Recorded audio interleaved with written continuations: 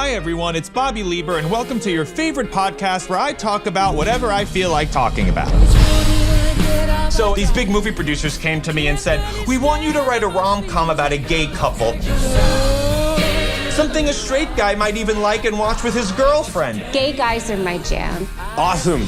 Something a straight guy might like? Am I gonna be in the middle of some high-speed chase, then all of a sudden fall in love with Ice Cube? Am I gonna get butt-fucked by Jason Momoa while we're both worrying about a volcano? They said, we just want a movie that shows the world that gay relationships and straight relationships are the same. Love is love is love. And I said, love is love is love. No, it's not. That is bullshit. Our friendships are different. I have to go to a party and you're too old to be in the pool. Please leave. Our sex lives are different. Ass pic? Don't have ass pic. Must see pic of ass. Took this just for you, bro. Did he block me? Our relationships are different. This is Bisexual Awareness Week, and no one has acknowledged it! Lesbian History Month was in March! Nobody said a goddamn thing! Of course, lesbians get a month and we get a week. I don't want any Hollywood bullshit. No scenes where two guys are about to hook up and all of a sudden the camera conveniently pulls away. Oh, hey, I'm gonna go. This is nice meeting you. Yeah, you too. It was lovely.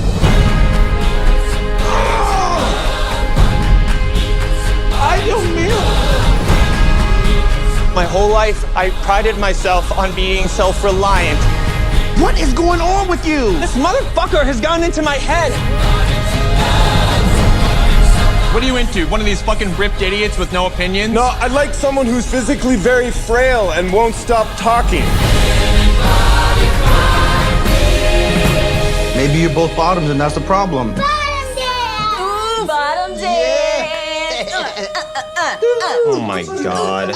Gay sex was more fun when straight people were uncomfortable with it.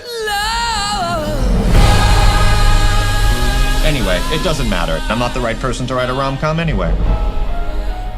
Oh my god, do you guys remember Straight People? Yeah, they had a nice run.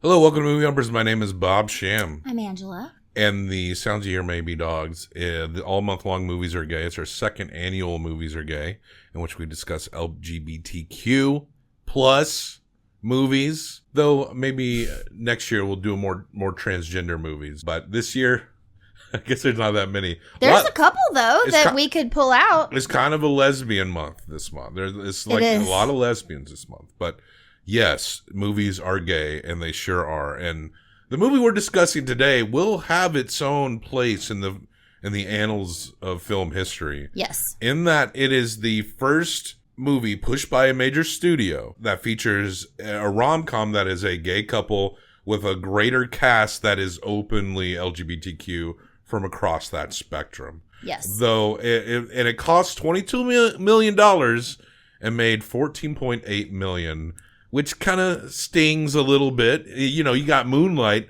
costing $1.5 million, making $65.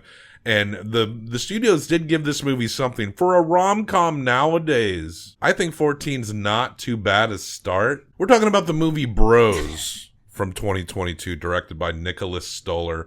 Nicholas Stoller directed films like Forgetting Sarah Marshall, that movie where Seth Rogen moves in next to a frat house, rom-coms, comedies, stuff like that. It's written by Billy Eichner and Nicholas Stoller, and it's very much a Billy Eichner movie. It stars him and Luke Macfarlane. Luke Macfarlane, known for being a romantic lead in a lot of Hallmark movies. Classic gay Hollywood fashion. He is playing straight men in romantic leads. He is also in a lot of sci-fi, from what I hear. He gets around. A hunky man. This movie is somewhat autobiographical. Semi. The ending in real life is different than... Sure. But the dynamics of the relationship between these two men mirror a relationship that happened in Billy's life. Billy Eichner, we first met him many years ago with his show Billy on the Street. Miss, have you gotten your Madonna tickets yet? Hell no. Why? Because I can't afford them. Why not? Because I live in New York and I'm going to be 64 and I have no health insurance. I don't ask for your whole life story. Tough shit. Oh, fuck you. It was a very funny show in which he would... It's like a pop culture quiz show, but he would run up to people on the streets of New York and yell at them and screed. Miss, for $1. No. Why? Because People would react to him strangely, and he would play off of them. It would be things like, Miss, for $1, name 3 white people. Go. 3 white people? Yeah. Could be dead or alive? Yes. Famous, please. Elvis Presley. Okay, 1. Michael Jackson. He was not white. Oh, I'm sorry. Oh, God. my favorite is when he would bring celebrities with him and ask people in front of them what they thought about their acting, and no one would recognize that they're standing there with the celebrity. Meg Ryan. What? Oh, forget it. He even, after multiple seasons, had recurring characters that he would check in on. Yeah, it was a great some show. kooky people he'd met through the show. He came up over the years. There was one of the early Hulu original shows. Difficult People with Julie Klausner. Right, he was on there, and he also multiple seasons of American Horror Story. Right, well, if you're a famous gay person, you're going to be on a season of that. Totally, show. but he's been working up to being on people's televisions more. Now, this movie didn't quite hit its budget. There's a lot of reasons where you could claim. I mean, Billy Eichner had said himself, he's a very vocal, reactive guy out there. So that's what Billy on the Street's all about. So are you an internet thing? No, it's actually a TV thing and an internet thing. I don't like your attitude. Okay, I don't like yours. I'm on TV. Who gives a shit? Who gives a shit about you, bitch? So he said not enough straight people went to go see this movie. But I don't recall a lot of marketing behind the movie. I felt like when I was first hearing about it, it was 1 foot out of the theaters. I'm not really a guy that goes for the rom-coms directly anyway. Right. And this movie, in some ways, is like a classic rom-com in the sense that some things are funny, some jokes don't hit, some jokes do. There's a cheesy ending. There's extraneous side characters that are kind of one note, but say just the right things at the right time of the movie. One of the greatest parts about this movie for me is that it makes fun of those tropes and makes fun of itself, makes fun of gay culture, gay pop culture. Yeah, which is, I did like that. It's really lovely how he even makes fun of the Hallmark movies that his co-lead that Luke Macfarlane is stars in, yeah. Has Luke Macfarlane ever been in one of these movies with our Queen of Christmas? Lacey Chabert, I don't know. I'll have to look into that. He wasn't in any of the ones we saw last year. But he fits that cookie cutter boyfriend from a Hallmark movie so well. I did not know that until you just said it, and it just makes sense. So why do people not go see this movie? Is it because it was gay? I don't know. It seems like any rom-com that would come out, unless someone is just a huge name, which could also be an issue of itself. We know who Billy Eichner is, but most people don't, right? Yeah, that's He's true. not a big star. Most people have probably seen more Luke Macfarlane in movies than Billy. Some posited that maybe people are tired of, because this is produced by Judd Apatow's studio, that a lot of people are tired of the Apatow name, and if marketing pushed that name a lot, maybe. But it's just a production. It was produced by his company. As someone who is also kind of burnt out on the Judd Apatow humor of things, same. I wouldn't say this has necessarily felt like that. No. It's just the name that helped get the movie made. It's really a Nicholas Stoller, Billy Eichner movie, ultimately, right? Are you excited to see Bros' new comedy September 30th? Oh, haven't heard of it. Yeah, no, it's coming out. It's from Judd Apatow. He made Bridesmaids and 40-Year-Old Virgin and Superbad. Oh, shit. Yeah, it's really funny. Unless the marketing, which I don't even recall, just shoved Judd Apatow's name all over it. I don't know if that's the reason. I don't know either. But it seems like if every gay person and their allies went to go see this movie, then it would probably make its budget back, right? Yeah. But again, this is a time in which a broad genre of movies are not being made as much, but Universal pushed this, and I wish it did better, just for the sake of, not that I think this movie is amazing or anything, right? But it would have opened the door for more, and that is maybe true. Launch some careers. That's where the pressure comes on a movie like this, because it needs to do well, because there needs to be more. Yeah. And you could say like, oh, well, the movie, maybe it's the movie's quality itself, but you don't know if a movie's good until you go watch it, right?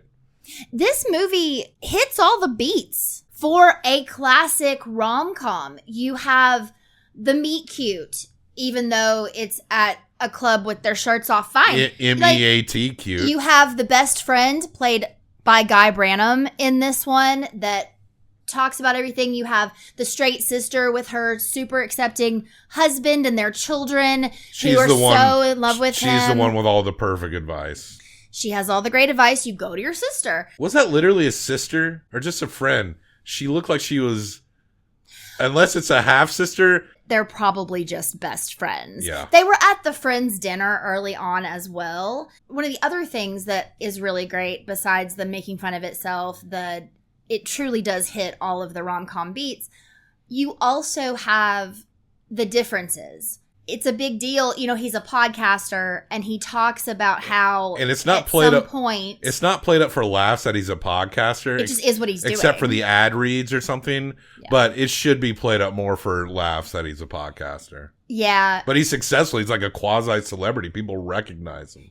Totally. And he's definitely very big in the queer LGBTQ plus community. We're talking about Billy Eichner's character, Bobby Lieber. Yes, Bobby Lieber. He's on a board of this LGBTQ board that also is connected to him curating a museum of LGBTQ. They're on the American board of history. the History Museum. So he's doing all these things. He tells this story on his podcast, I believe, about how he talked to someone about making a movie. And they said, we just want a classic rom-com that's just like every other rom-com. And love is love is love. And he says, love is not love. Yeah. Gay relationships are different from straight relationships. They just are. And that's not bad. It just is. And they really explore that. Thruples, they talk about group sex, one-on-one stuff, why some of these guys might choose to always have more people there because it's less intimate and you don't have to get as close to someone. It's just very interesting. They talk about Grindr. As a cisgender heteronormative male, I prefer that you call us sissies. That I didn't feel like anything was beyond my understanding here. I mean, if there was some references that I didn't get, I had the context that this is something within queer culture, but I felt like there was nothing that went by me here. Yeah. That the jokes there were some really good, I mean, there's a lot of jokes, and I think the Orgy Steve joke is my favorite. Yes. Hi. I'm Steve. Hey, Steve. Hi, Steve. When the guy just hangs on at the Christmas orgy, and he's very awkward in there, but weirdly persistent and confident while everyone's just looking at him like he's crazy. The plot of this is very simple. Boy sees boy across the bar. They talk. He's fucking hot as shit. He's a hunky boy. He likes country music. He's quiet. But he is intelligent. You find out over time that he's a lawyer. He actually works in estate planning. He has a good relationship with his family. The developing relationship of the two leads in this movie is actually really good. It is like really the way they execute that, to the point where I thought it was so well done and so convincing, their romance, their troubles, their love story, that when the movie went away from them, I was a little like, it was not good. I was a little more mid on it. Yeah. Like, not that I don't appreciate all these actors coming in and, you know, getting their check or whatever. Good for them. There is a lot of funny shit in this movie. Mm-hmm.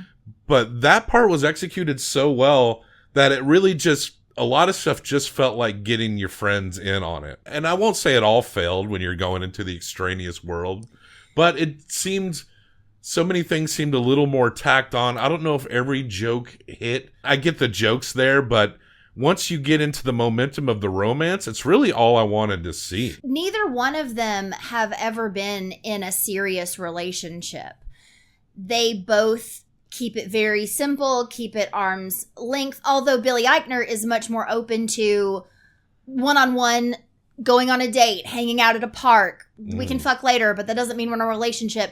But he grew up in New York City. He's a lot more open about who he is and where he comes from. And always has been. Whereas Luke comes from more of a well-to-do family. They're supportive of him, but he's not a guy that's always been comfortable with being, you know, very out and open. Yeah. And he likes bros. typically. He is a bro. That's the whole point of the name of the movie. Luke Macfarlane's character is named Aaron. Sorry. Aaron likes bros. And Billy Eichner is Bobby Lieber. Bobby Lieber. And Bobby Lieber, from the beginning, knows that he's smart and knows that they have a good repartee, but he cannot get over the fact that he is not a muscle dude, and he's constantly worried that Luke is not truly attracted to him. And I really caught that this is a feeling that is maybe pretty common amongst this world where things seem very loose. And I mean, we're all talking about, these are gay men's relationship and they are men, right? Mm-hmm. So when men are all together, men will be men. And so they're trying to peel through the surface stuff, the superficial stuff, just the sex for sex sake stuff to find that connection, to find that relationship. And I really caught that this is probably something that is a real struggle when trying to really seek intimacy between gay men like this. The superficiality and the lack of confidence in certain ways about how they look, especially in light of other, because this Aaron, he's a buff dude, and when Bobby meets him, he's like, oh, I'm going to be going to a threesome with this couple This here, super hot couple, and yeah. they're dumb as shit, but they're buff as shit, and they all look real good, right? At one point, we'll jump around a little bit, Sure. but Bobby, when it doesn't seem like it's working out with Aaron, he starts hitting testosterone and he's trying to change his body. That's after they break up. Yeah, plays it up for laughs, but yeah, There's you can also see a it's kind of part- a common issue in there. Oh, is that what you like, Aaron? Yeah, you want to play with the big boys, huh? Oh, look, Aaron, they're fighting. You want to be in the fight? Yeah, you like that? Hey. Yeah, I can be tough. Oh, wow. Yeah, I can be tough Is like that your what you like boys. to do? Stop Yeah. it. Oh, that's what you like, huh? Oh, now you're on my blanket, bro. Yeah, Yeah, get on Oh, my now blanket, I'm on bro. your blanket. Oh, now you want on my big blanket? Now you want to be on my big blanket? Yeah, they start texting each other and they go out on a date. And by the end of it, Billy Eichner, Bobby basically says, do you want to come upstairs? And Aaron says, oh, well, I'm going to go with the hot couple, but you should come along. At some point, he just kind of bows out and he's not really into that. He does it, but he does seem to crave monogamy ultimately. It seems like he's pressured in relationships to be a little bit more open when he's dating. Yeah. And when he's not committed, he is open to these trysts, these sexual trysts. But when he seems to like someone, he wants it to be narrowed down. But when it comes to the Aaron character, he wants to please him at the same time. The Bobby character never says that he likes to group anything. He might do that one-on-one, but we see him in a couple hookups. I mean, he might do that in a group sometimes, but the hookups we see him in are one-on-one hookups. And I think there's a common misconception that gay people will fuck anybody and in any number. And I even ran into that when I was younger and dating a girl, and guys would just assume that we both wanted to come home with them. They didn't kick Orgy Steve out of the Christmas orgy. Because they were being nice to Orgy Steve, and that was already in progress. Poor Orgy Steve. Now, we talked about how this makes fun of, Billy Eichner seems to make fun of certain, he seems to have a very, very dismissive about Schitt's Creek. It's a museum. It's not Schitt's Creek. Oh, I like Schitt's Creek. I love Schitt's Creek. That show has layers. Everyone loves Schitt's Creek. Great, okay. That's who you remind me of, Eugene Levy.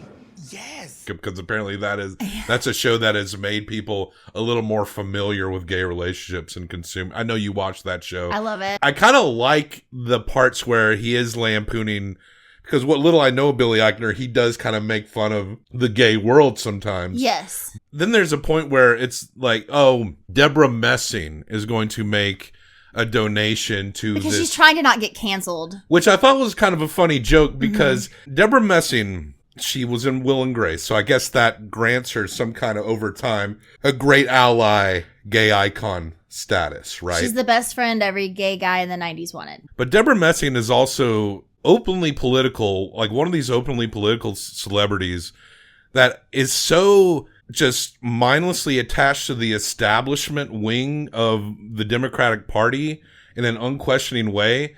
she's one of those like fake progressive celebrities that once real, like, you know, people will think like, oh, I like gay people, so I'm progressive, but there's no real economic progression there, no real ideas regarding that. So I've always found her annoying for several years of being this most basic Democratic Party shill, as opposed to an actual progressive celebrity like your, you know, like your John Cusacks of the world. But I've always just found her very annoying, and also her status now in the wake of the horror that's happening in Gaza is now she's one of these celebrities where, hey, I don't think tens of thousands of people should be getting murdered in this open air prison in the western part of Israel. She's very much a Zionist kind of supporter in which she's very dismissive of the deaths in Gaza and very much makes excuses for the Israeli government or the status thereof. After Jonathan Glazer made his very even-keeled speech at the Academy Awards, Eli Roth came out and called him an anti-Semite for daring to say maybe we shouldn't be killing tens of thousands of people in the name of Judaism or Zionism, which there's a difference between just being Jewish and being a Zionist. You don't have to be Jewish to be a Zionist. I don't mean to go delve deep into this It's okay, shit, it's good. But I mean, it's important. But Eli Roth, Thanksgiving's gone down a half a point because of that, buddy. But it's also not that big of a shock that the guy who makes the most violent movies you ever seen in your life doesn't really give a fuck if like there's an actual ethnic cleansing happening in this part of the world. But anyway, we're not saying his movies are bad. We know that we've talked about fucking Roman Polanski movies, but Deborah Messing is in that wing. And when it comes to the legacy of Will and Grace, it's like, just go to anybody but like Megan Mullally. Like, she's a delight. She's amazing. She's great. Everyone loves Megan Mullally. I know. Everyone doesn't love Deborah Messing. She sucks. She's bringing the total score down just being in this fucking movie for me. I do agree with you. Who gives a shit about you, bitch? And then near at the end of the movie, he's going to go to Aaron, and then he's like, even you, Deborah Messing, I'm going to have to say, postpone this. I agree with you. By Ally Queen. You're very right. And you said this even during the movie, and I do agree that keep the joke in, don't have the woman. I agree. Just get Megan Mullally. Everyone loves Megan Mullally. I know. She's great. She's a delight. Deborah Messing fucking sucks. Fuck off, Deborah Messing. I'm dead fucking serious. No, I know. She's not that good. All right. What the fuck else has she ever done? Be shitty and neoliberal online. I don't care. We don't like her here. Deborah Messing.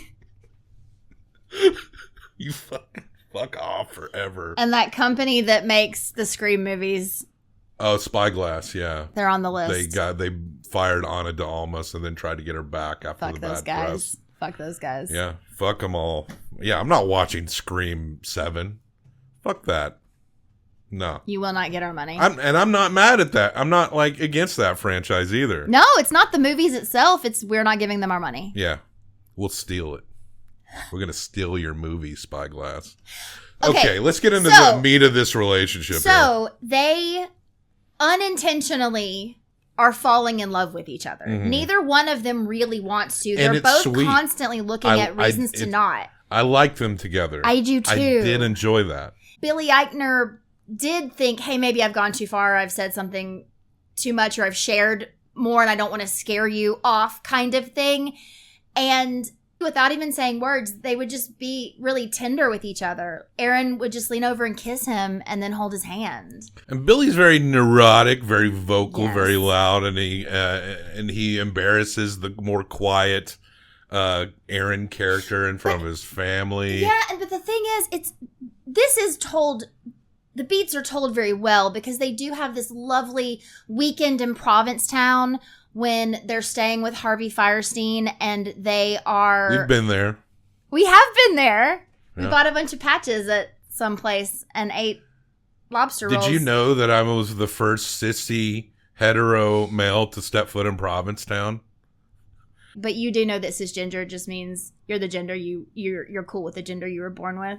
Because you're also saying hetero. Okay, so like there could also be cisgendered gay men. Well, like he says He it a bunch calls about himself himself in that. this movie. Cisgendered people are called sissies. Okay. Is that okay? It is fine. I am one too then. We're So just a couple of sissies talking about movies. So Bobby finds out that Aaron is doing testosterone. Mm. And he does come out and tell him this whole big story about how he's always been told to not be himself, to tone it down. He's never going to get what he wants because he's too loud and he's too opinionated and he's pretty bitchy. he is pretty bitchy. And, you know, in college when he's in an acting class, he's told that his walk is too sissy. I don't know what the word is. It's not a nice that means word. Cisgender. Oh, right. It's don't co-opt my. It's too gay. Thank you. And so they come back and they go to dinner with his family, and he invites him to have dinner with his family. And this is probably the first time that Aaron has introduced his family to any man he's as a very boyfriend. nervous. They know he's gay, but this is the first time. And he invites him because he cares about him. Bobby's character plans a New York Christmas day. And it's lovely. Gay history New York It Christmas is- Day. He can't stop talking about gay history. It is his passion. It is Sure. his life. It is his job. He's written books on it. He's written children's books on it. That's literally what his podcast is. He lives and breathes it, and he just wants to share it with people. But then before they get to dinner, Aaron pulls him aside and says, I just need you to tone it down. Which is a big Which thing. is a big thing. And he truly says, okay, I ca- care about you, so I'm going to try. But he can't. Do you teach your students any gay history? Because I know in a few states they're finally starting to do it. Well, I teach second grade, so no. Oh, right. No, I understand. Yeah.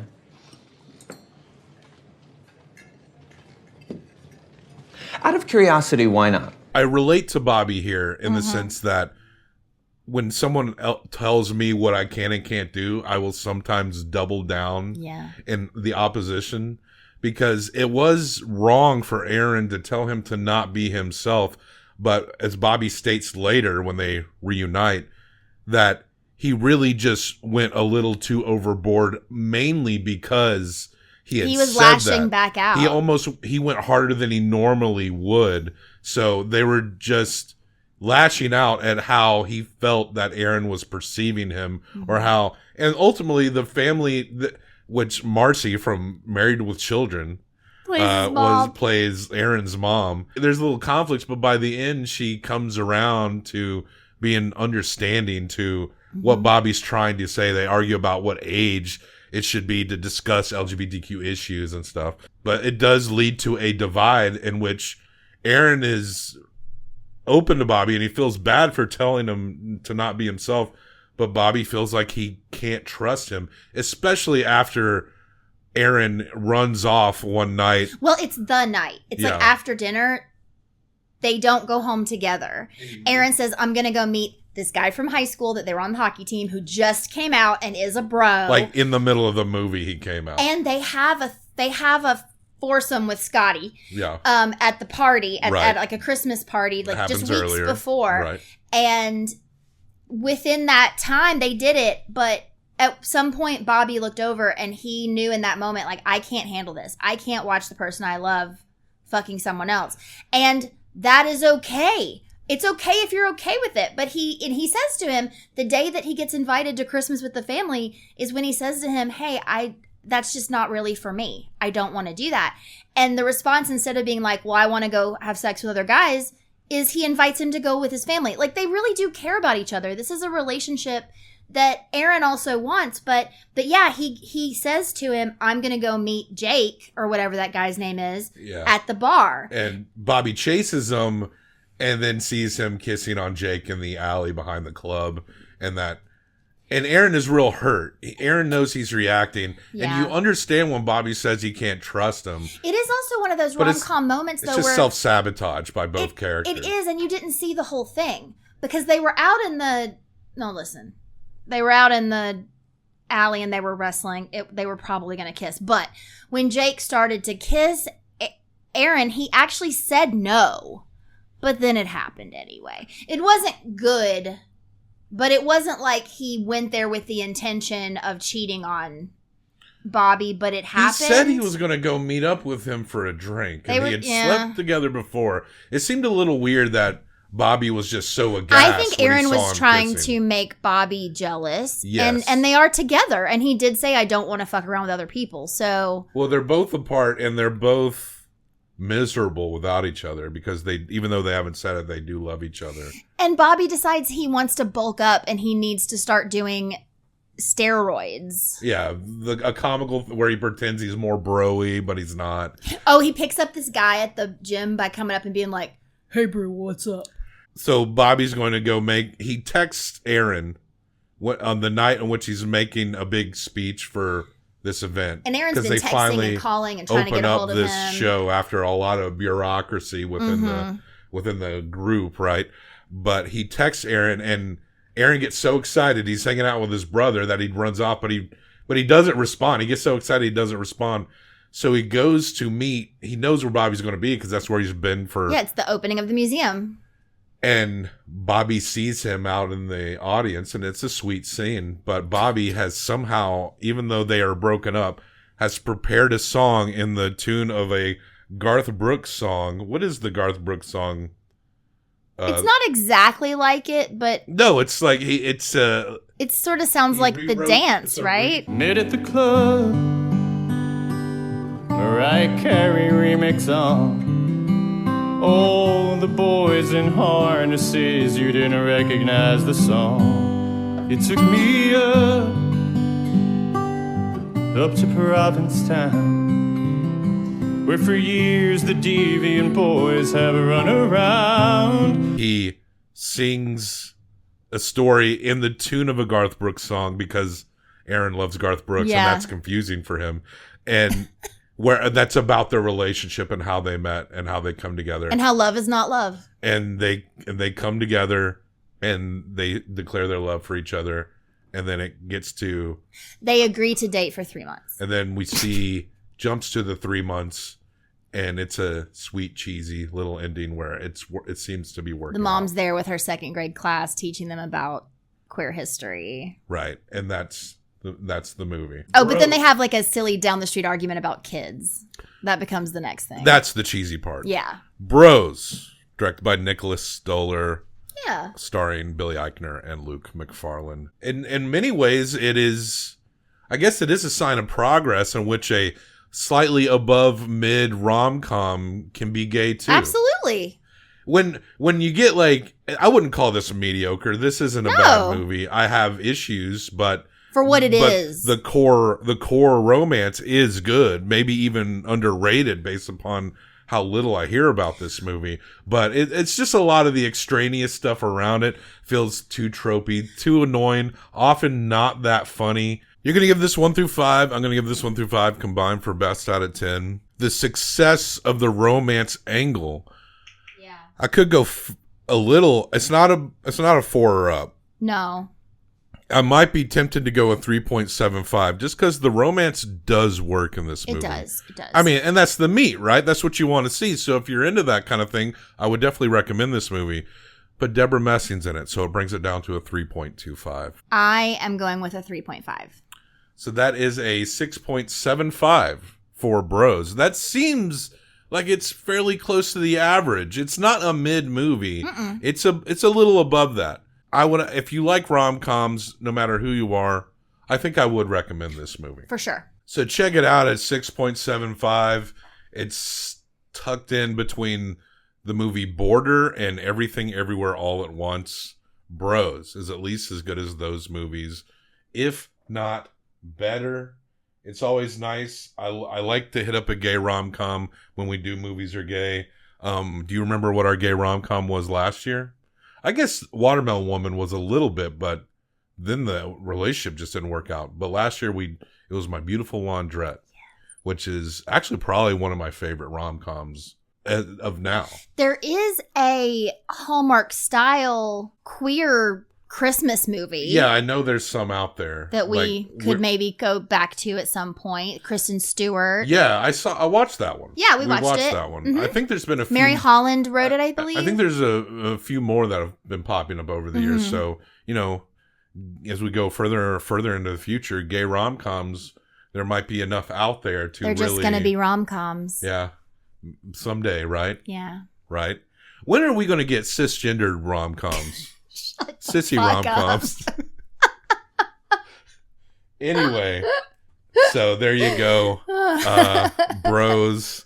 Bros does earn its place in movie history. But anyway, check the show notes for links, other places to find us. Like, subscribe, tell us what you think of Bros. It seemed like it's not a movie that gets talked about a lot. Will time be kind to this movie? I think there is a possibility. I think so. And that said, get gay, you're gay. Movies are gay, and so are you. Looking back